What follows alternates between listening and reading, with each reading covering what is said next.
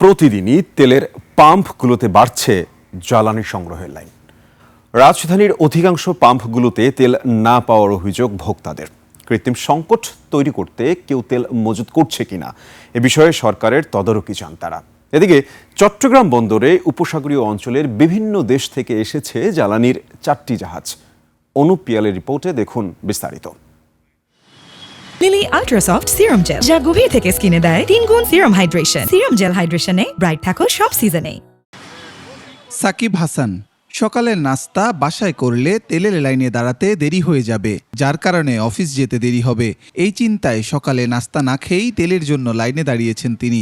অগত্যা পরে রাস্তায় ভ্যানে করে বিক্রি করা নাস্তাই হলো ক্ষুধা মেটানোর খাবার। আসছে অনেক সকাল সকাল, নাস্তা করা হয় না, এখন ক্ষুধা লাগছে, নাস্তা তো করতে হবে, নাস্তাও করতে হবে, তেলও নিতে হবে। শুধু সাকিব হাসানই নন, এরকম অনেকেই রাস্তায় নাস্তা সেরে নিচ্ছেন বাধ্য হয়ে। বাদাম এলাকা গেলে বাদাম নিলাম, বাদাম চাবাচ্ছি আর সময় পার করতেছি, আল্লাহ জানে কখনো তেল পাবো। বিক্রেতারাও বলছেন তেলের লাইনে দাঁড়িয়ে থাকা ভোক্তাদের চাহিদা বেশি থাকায় এখানেই বিক্রি করছেন তারা।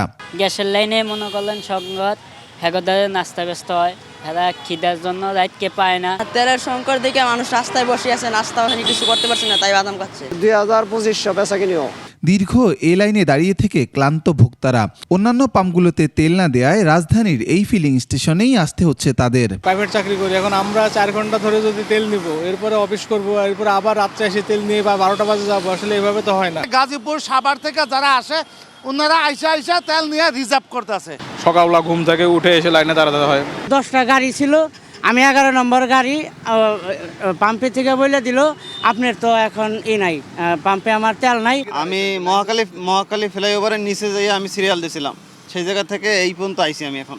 তবে আজকে তেল দেয়া হচ্ছে আগের চেয়ে একটু বেশি। আমরা এখন বর্তমানে দিচ্ছি মোটরসাইকেলে 1000 টাকা, প্রাইভেট কার 2000 টাকা, জিপ 2500 টাকা, আর হলো মাইকো 3000 টাকা।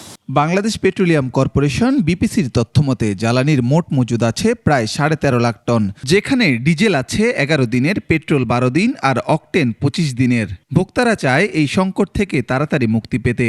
6 ঘন্টা দাঁড়ায় আমি ডিজেল নিচ্ছি, 300-200 করে দিচ্ছে।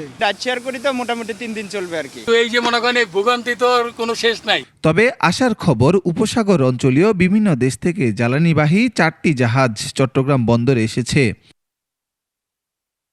অনুপ পিয়াল, 21 টেলিভিশন, ঢাকা।